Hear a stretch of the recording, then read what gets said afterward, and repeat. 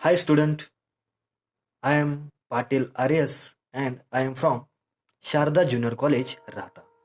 आज आपण एक नवीन चॅप्टर शिकणार आहोत आणि त्याचं नाव आहे म्हणजेच मेकॅनिकल प्रॉपर्टीज ऑफ सॉलिड. म्हणजेच काय, या चॅप्टरमध्ये आपण सॉलिडच्या मेकॅनिकल प्रॉपर्टीज याविषयी स्टडी करणार आहे. जसं की आपल्याला माहितच आहे, जर एखादा सॉलिड असेल तर तो त्याची साईज, त्याचा शेप हा चेंज होऊ शकत नाही. कशामुळे? तर तो एक रिजिड बॉडी असल्यामुळे त्याचा शेप साईज हा चेंज होऊ शकत नाही.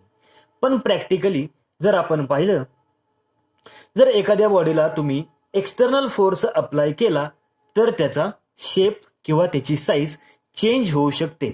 म्हणजेच काय की जर आणि तो आपण जो एक्सटर्नल फोर्स लावलेला आहे त्याच फोर्सला आपण या चॅप्टरमध्ये डिफॉर्मिंग फोर्स हे म्हणू शकतो. म्हणजेच काय की जर एखाद्या बॉडीला डिफॉर्मिंग फोर्स जर लावला, अप्लाय केला, तर त्या बॉडीची शेप किंवा साईज चेंज होते. त्यालाच आपण काय म्हणतो, तर आपण त्याला म्हणतो डिफॉर्मेशन. म्हणजे त्याची डेफिनेशन काय?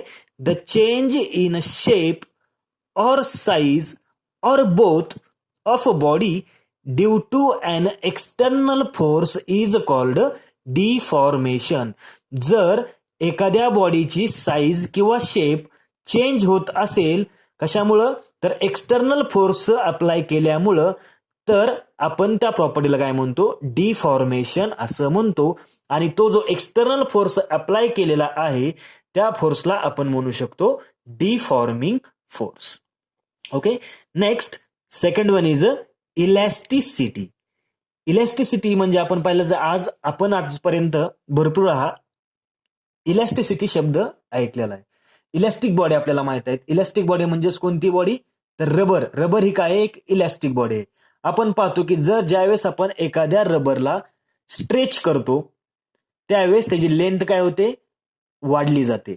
नंतर आपण स्ट्रेच केलेला जो रबर आहे तसा तो सोडून दिल्यानंतर तो रबर काय होतो? त्याच्या मूळ जागी जातो. त्यालाच आपण काय म्हणतो? इलॅस्टिसिटी. म्हणजेच if a body regains it's original shape after removal of deforming force, this property is called elasticity.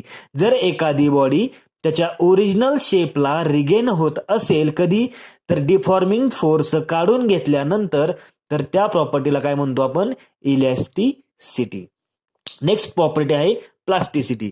Plasticity काय आहे? तर इलॅस्टिसिटीचे एकदम ऑपोजिट फेनॉमिनन. म्हणजेच काय की जर एखाद्या बॉडीची डिफॉर्मिंग फोर्स तुम्ही रिमूव्ह केल्यानंतर देखील ती बॉडी त्याच्या ओरिजिनल पोझिशनला रिगेन होत नसेल, तर त्या प्रॉपर्टीला काय म्हणलं जातं?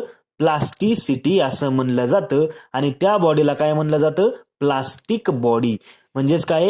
If a body does not regain its original shape after removal of deforming force, this property is called plasticity.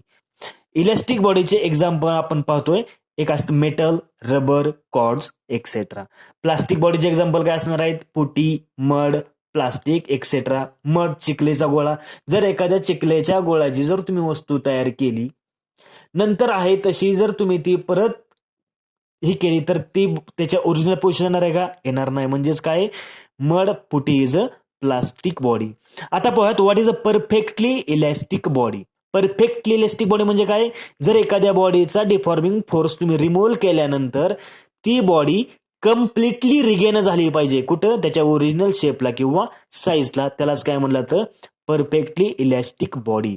If a body regains it's original shape and size completely after removal of deforming force is called perfectly elastic body. Next पाहूयात आपण आहे stress. What is stress? Stress is that it is a ratio of force per unit area. Stress ची definition काय असणार आहे? Stress is defined as it is a restoring force per unit area is known as a stress. We know that unit of force, that is a Newton, unit of area meter square. Therefore SI unit of stress is equal to Newton per meter square आणि त्याचं dimension आहे L-1 M1 T-2. Next आपण पाहूयात what is the types of stress. स्ट्रेसचे किती types आहेत याविषयी आपण पाहणार आहोत. तर स्ट्रेसचे टाइप्स आहेत 3. फर्स्ट आहे tensile stress, second one is a volume stress, third one is a shearing stress. आता पाहूयात what is a tensile stress. ज्यावेळेस एखाद्या बॉडीला तुम्ही फोर्स अप्लाय केल्यानंतर जर त्याच्या लेंथ मध्ये चेंज होत असेल तर तो स्ट्रेस असतो tensile stress. A force is due to change in its length is called tensile stress. Second force आहे तुमचा सेकंड स्ट्रेस आहे व्हॉल्यूम स्ट्रेस. जर एखादा फोर्स बॉडीला लावल्यानंतर किंवा अप्लाय केल्यानंतर जर त्याच्या व्हॉल्यूम मध्ये चेंज होत असेल तर तो असतो volume stress. A force is due to change in its volume is called volume stress. Third one आहे शिअरिंग स्ट्रेस. म्हणजेच काय की जर एखाद्या बॉडीला तुम्ही फोर्स अप्लाय केला तर त्या बॉडीची शेप चेंज होते. A force is due to change in shape of body is called shearing stress. या पद्धतीने 3 स्ट्रेस तुम्हाला लक्षात राहायला पाहिजेत. हे तिन्ही डेफिनेशनचा उपयोग आपण पुढे करणार आहोत. टेन्साईल स्ट्रेस काय आहे? The force is due to change in its length. What is volume stress? A force is due to change in its volume. What is the shearing stress?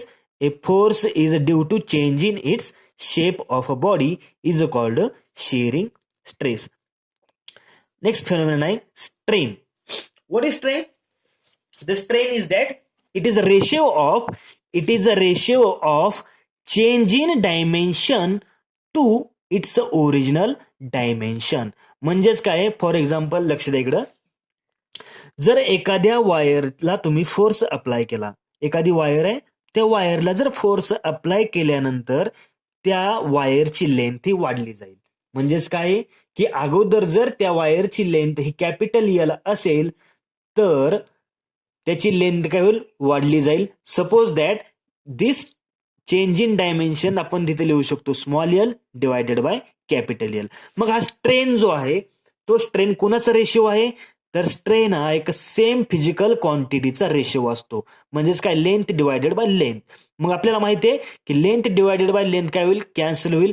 म्हणजेच काय की जर एखाद्या 2 सिमिलर क्वांटिटीचा जर रेशिओ असेल तर त्या क्वांटिटीला ना युनिट असतं ना डायमेन्शन असतं. म्हणजे स्ट्रेनला युनिट किंवा डायमेन्शन आहे का? तर नाही. का नाही? कारण स्ट्रेन हा 2 सिमिलर क्वांटिटीचा रेशिओ असल्यामुळे त्याला युनिट आणि डायमेन्शन नाही. तर आपण आता या स्ट्रेनचे टाइप्स पाहू. तर या स्ट्रेनचे देखील 3 टाइप्स आहेत. पहिला टाइप आहे टेन्साईल स्ट्रेन, दुसरा आहे व्हॉल्यूम स्ट्रेन आणि तिसरा आहे शिअरिंग स्ट्रेन. तर टेन्साईल स्ट्रेन काय सांगतोय? टेन्साईल स्ट्रेन काय? It is a ratio of change in length to original length. Tensile strain काय? टेन्साईल स्ट्रेन कोणाचा रेशिओ आहे? Change in length to original length. Change in length काय? Small L. Original length काय? Capital L. Therefore tensile strain is equal to काय येईल? Small L divided by capital L. Volume strain. Volume strain कोणाचा ratio असणार आहे? It is a ratio of change in volume to original volume. Change in volume किती आहे? तर delta V आहे. Original volume किती आहे? कॅपिटल व्ही आहे. म्हणजेच volume strain is equal to delta V divided by V. आणि last one is a shearing strain. Shearing strain महत्वाचं आहे, लक्ष द्या. It is a ratio of relative displacement of any layer to its perpendicular distance from fixed layer is called shearing strain. म्हणजेच काय? Suppose that imagine करा एक box आपण घेतलेला आहे. तो बॉक्स आहे ए बी सी डी. हा एक बॉक्स आहे ए बी सी डी. जर या बॉक्सला तुम्ही फोर्स अप्लाय केल्यानंतर त्याची लॅटरल डिस्प्लेसमेंट तिथे तयार होईल. म्हणजेच काय, जो बॉक्स इथं होता तो बॉक्सचे डिस्प्लेसमेंट होऊन तो कुठे जाईल, क्यू पर्यंत जाईल. जो सी पर्यंत होता तो कुठे जाईल, पी पर्यंत जाईल. म्हणजेच काय, आधी जो बॉक्स होता तो होता ए बी सी डी. नंतर आपण फोर्स लावल्यानंतर किंवा फोर्स अप्लाय केल्यानंतर तो बॉक्स कोणता झाला, ए बी पी क्यू. म्हणजे जसं काय डेफिनेशन मध्ये सांगितलंय, it is a ratio of relative displacement. Relative displacement कोणतं झालेलं आहे मग, D to Q. D to Q distance किती ऍझ्युम केलंय आपण, that is X. It is a ratio of relative displacement that is X to its perpendicular distance. Perpendicular distance किती आहे, that is H. Therefore X upon H. Therefore by definition of tan angle, theta is equal to this side divided by this side. Therefore tan theta is equal to x upon h. But this theta is very small. Therefore tan theta is nearly equal to theta. Therefore shearing strain is equal to काय येईल, theta. हे झाले 3 types स्ट्रेसचे, 3 type स्ट्रेनचे. 3 type स्ट्रेसचे लक्षात ठेवायचे, tensile stress, volume stress, shearing stress. स्ट्रेनचे ही 3 types, tensile strain, volume strain आणि शिअरिंग स्ट्रेन. अशा पद्धतीने हे 3 स्ट्रेन आपल्याला नेक्स्ट लेक्चरमध्ये उपयोगी पडणार आहेत. हे तिन्ही याचा व्यवस्थित विचार करायचा. मी एक ओव्हरलुकिंग करतो तुम्हाला. व्हॉट इज टेन्जाईल स्ट्रेस, की जर एखाद्या बॉडीला फोर्स अप्लाय केल्यानंतर जर त्याच्या लेंथमध्ये चेंज होत असेल तर तो असतो टेन्जाईल स्ट्रेस. जर एखाद्या बॉडीला फोर्स लावल्यानंतर जर त्याच्या व्हॉल्यूममध्ये चेंज होत असेल तर तो असतो व्हॉल्यूम स्ट्रेस. जर एखाद्या बॉडीला फोर्स अप्लाय केल्यानंतर जर त्याच्या शेपमध्ये चेंज होत असेल तर तो असतो शेअरिंग स्ट्रेस. आणि स्ट्रेनचे 3 टाइप्स आहेत. काय, टेन्जाईल स्ट्रेन काय, it is a ratio of change in length to original length. Volume strain आहे, it is a ratio of change in volume to original volume. आणि शेअरिंग स्ट्रेन काय, it is a ratio of relative displacement of any layer to its perpendicular distance from fixed layer is called shearing strain. Okay, thank you.